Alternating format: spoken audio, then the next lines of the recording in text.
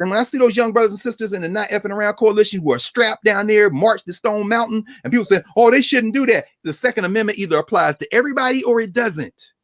And if you start selectively applying it, when you disarm this cat who came in the store with all them guns, okay, maybe that's good. But you didn't stop this white boy on buying guns on the way to kill all those Korean sisters and these other Asians over here. And you didn't stop that other white boy who went in there and shot up Colorado. Y'all don't stop none of them. And somehow they all live. They get arrested. How the hell is this boy still alive? How the hell is this one still alive? Y'all kill all the black people for being alive. You killed Breonna Taylor in her bed. But guess what? Now, let's go to one of the four I mentioned. Not We Will Shoot Back, where my man Akinyele tells the stories in Mississippi during the civil rights movement of how Medgar Evers was strapped, how a lot of times you see those marches, what you don't see is brothers and sisters in the bushes with guns saying, if the Klan take a shot today, that's when we're going to see the other thing. And you're going to turn the camera off because this ain't no non-violent. It's a non-violent march, but we got all the heavy artillery in the bushes on the other side. The Klan over there, we over here. Or Charlie Cobb, who was in SNCC, and if you hear him and his comrade, Stokely Carmichael, the great Kwame Ture, and the rest of them talking about how, you know, many of them were armed in those cars as they're driving back and forth, because you see what happened to Schwerner, Goodman, and Cheney. You see what happened now. Non-violence ain't nothing. No, I'm in the middle of the night. Self-defense, armed self-defense. I'm not going to get into Negroes and the gun, what gives you the history of black people and gun ownership, which is very important, but I will linger for a minute on my man, Robert Williams. Robert and Mabel Williams. Never got a chance to meet Robert Williams, but I did get a chance to meet Mabel Williams. A very nice lady. You look at her and think, oh, this is a sweet old lady. It's somebody's grandmama. Yeah, y'all better not mess around with Mabel Williams. Trust. Y'all go look up Robert and Mabel Williams. In fact, look at our website called the Freedom Archives. In fact, join Narrative. So when you come on the other side, see, we do that heavy lifting for y'all. By the time this gets up and we have it annotated, you can just click the links, the hyperlinks, among other things. And then we have a conversation about it.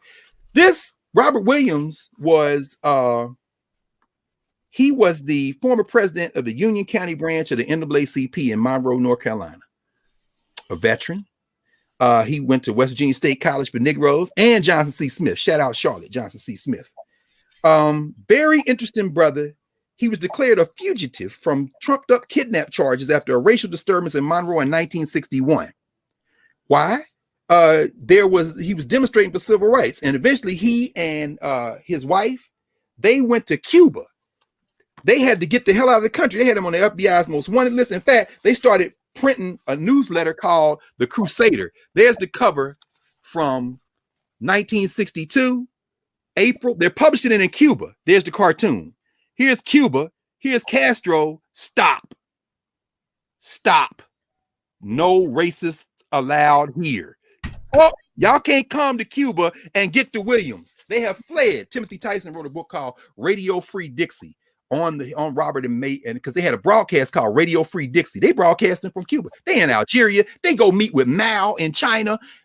Williams eventually turns himself in, comes back to the United States to go on trial. He's an international fugitive. Robert Williams died of old age and disease at his house. I remember reading his obituary. I was on the way to going to class, and I read his obituary riding the bus in West Philly. I'm like, oh, man, Robert Williams, Ashe. Robert Williams said, I'm a revolutionary like George Washington, and I want to die like George Washington. Not on the battlefield. I want to die on my porch at my house, just like George Washington. Why y'all think all the revolutionaries got to die in a damn fight? You fight so you don't have to die in a fight.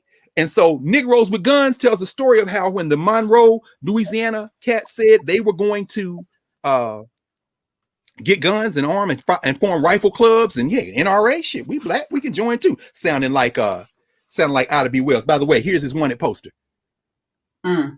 Interstate flight, kidnapping. They put him up on a trumped up charge of kidnapping. There's a whole story behind that. But at any rate, I want to get to this point with guns. And this is in thinking about Park Cannon and Brian Punk Kemp and his little punk stormtroopers down there in the Georgia State Capitol, in the spirit of Henry Benil Turner, who was like, God wouldn't send an angel down here to pass judgment on my man. Hey, you think I'm gonna let you buckra pass judgment on my manhood? They started picketing because there was a local pool that had been, I want to say, oh wait, let me show you this one too. This him and his wife, Miss Mabel, when they were younger. I met her, of course, as a much older lady, and just as sweet as pie. Smile, beautiful smile. And I'm thinking, You're the same one in that famous picture, you and your husband with them damn Lugers. And she just laughed. But at any rate, there was they had accused in North Carolina these two little black boys of rape. One was like 9 years old, because they called it the kissing case, because they had been with these white girls and they accused them of kissing the white girls, and that means rape. Like Scottsboro, 1932-33, you know, Rosa Raymond Parks raised money for the Scottsboro case, this kind of thing. But so there, the NAACP is picketing and they're protesting because it's a whites only pool, but the money is municipal. It was raised by everybody. So they're at the protest, right? Watch this. The picket line continued. This is Robert Williams. On Sunday, on our way to the swimming pool, we had to pass through the same intersection, US 74 and US 601. Those of you Southerners know some lonely stretches in the South, these interstates. There were about 2,000 or 3,000 people lined along the highway.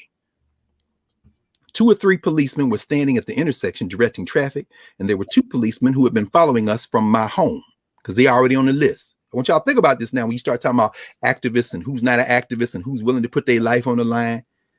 As soon as it says an old stock car without windows was parked by a restaurant at the intersection. As soon as we drew near, this car started backing out as fast as possible. The driver hoped to hit us in the side and flip us over. But I turned my wheel sharply and the junk car struck the front of my car and both cars went into the ditch. Then the crowd started screaming. Trigger warning, I'm about to use the N-word because it's what he wrote here. Then the crowd started screaming. They said that a nigger had hit a white man. They were referring to me.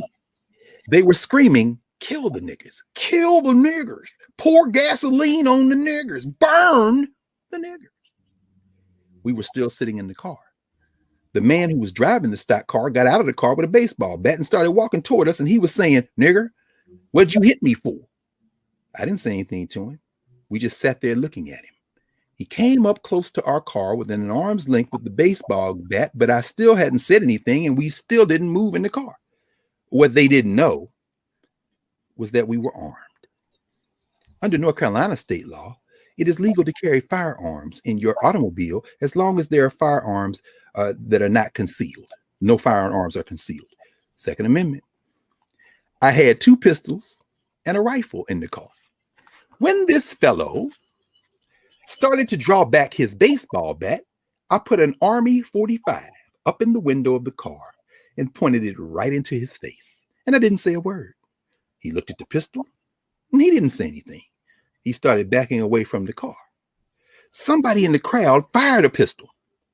And the people again started to scream hysterically, kill the niggers, pour gasoline on the niggers. The mob started to throw stones on top of my car. So I opened up the door of the car and I put one foot on the ground and stood up in the door holding an Italian carbine. At this time, all this time rather, 3 policemen had been standing about 50 feet away from us while we kept waiting in the car. Well, while we kept waiting in the car for them to come and rescue us. Mind you now, he know they racist too. Then when y'all coming over here and stop this, you see these illegal people over here? When they saw that we were armed and the mob couldn't take us, 2 of the policemen started running. One ran straight to me and he grabbed me on the shoulder and said, surrender your weapon, surrender your weapon. I struck him in the face and knocked him back away from the car and put my carbine in his face. And I told him we were not going to surrender to a mob. I told him that we didn't intend to be lynched. The other policeman who had run around the side of the car, here we go. You know, I watch Chicago PD and all that old bullshit. The other policeman who had run around the side of the car started to draw his revolver out of the holster. He was hoping to shoot me in the back. They didn't know that we had more than one gun. One of the students, who was 17 years old, finally put a 45 in the policeman's face and told him that if he pulled out his pistol, he would kill him. The policeman started putting his gun back into the holster and backing away from the car, and he fell into the ditch. Oh, I'm sorry. This is the punchline. Me and Nick Cannon read this book together a couple years ago. It's hilarious. This was his favorite part. Here it is. There was a very old man, an old white man out in the crowd, and he started screaming and crying like a baby. And he kept crying. And he said, God damn, Goddamn, what is this goddamn country coming to that the niggers have got guns? The niggers are armed and the police can't even arrest them. He kept crying and somebody led him away through the crowd. I'll tell y'all something. Brian Kemp, bruh, son of Herman Talmadge and Ernest Talmadge, the father and son racist governors of Georgia that preceded you. Let me tell you something, Brian, as your dying demographic tries to shore up its electoral majorities by stopping the rest of the people to vote. Don't you understand that voting is the best option for you if our common humanity is the thing that we should all be trying to preserve? That white nationalism is going to not only rob your people of their health care, not only rob your people of the ability to maybe use the Democratic Party as the point of entry for a battering ram against global finance capital. Don't you understand? I know you understand. Of course you understand, but you can't win no more elections and you got to be the one in power because your corporates have told you. But don't you understand that every time you make it harder for somebody to vote, one of these young cats right here, especially somebody who may go back and find a copy of Negroes and Guns, realizes, I ain't scared of you, bro.